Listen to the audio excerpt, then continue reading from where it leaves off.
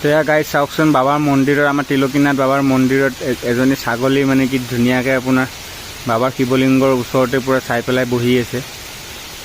তো ভাল লাগিলে নিশ্চয় লাইক কৰি দিব আৰু কমেণ্টত হৰ হৰ মহাদেৱ নিশ্চয় লিখি দিব। এয়া চাওক পূৰা বাবাৰ ফালে মুখ কৰি পেলাই চাই পেলাই বহি আছে আৰু পূৰা ধ্যানত তেনেকুৱা লাগে আৰু চাওক। তেনেকুৱা দৃশ্য বহুত কমেই দেখিবলৈ পোৱা যায়। তো বাবা যেনেকুৱা সকলোৱে মানে কয় ন কমেণ্টত যে জীৱৰ কোনো ভগৱান নাই বা এনেকুৱা টাইপ। সেয়া চাই লওক সেনেকুৱাবোৰ মানুহৰ কাৰণে এইটো ভিডিঅ' মানে যোনে বিশ্বাস নকৰে জীৱৰ মানে ভগৱানৰ প্ৰতি সেই থাকে বুলি। এয়া চাই লওক কোনো নাই মন্দিৰত, চাই লওক পূৰা খালী, কোনো মানুহ কোনো ক'তো একো নাই। আমি আহিছিলোঁ মানে তো আহি পেলাই মই দেখা পালোঁ জাষ্ট। এয়া চাওক আৰু এইটো আমাৰ বাবা গণেশ বাবা, শিৱলিংগটো আমাৰ চাই লওক। নন্দী বাবা আছে,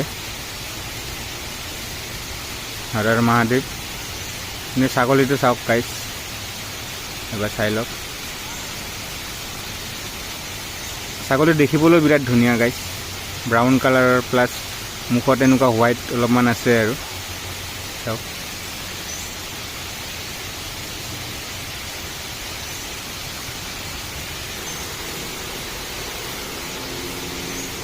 সেয়া আৰু আমাৰ জেগা মন্দিৰটো মানে বিৰাট শান্ত আৰু এই ছাইডত ৱাটাৰফলটো দেখিব পাইছে আপোনালোকে, পানীৰ চিটত পৰি আছে চাই লওক।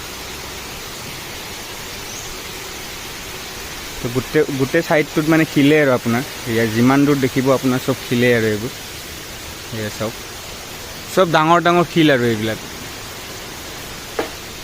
এয়া চাওক ইয়াতে এইটো মানে বহিব পৰাকৈ সমানকৈ শিল এটা আছে আৰু তেনেকুৱাই আৰু সেয়াই আছিলে চাই লওক। হৰ হৰ মহাদেৱ নিশ্চয় কমেণ্টত কৰি দিব আৰু শ্বেয়াৰ কৰিবলৈ নিশ্চয় নাপাহৰিব। Thank you. হৰ হৰ মহাদেৱ।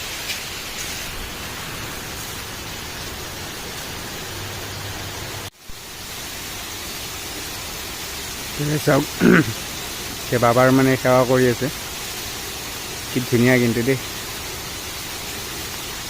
হৰ হৰ মহাদেৱ।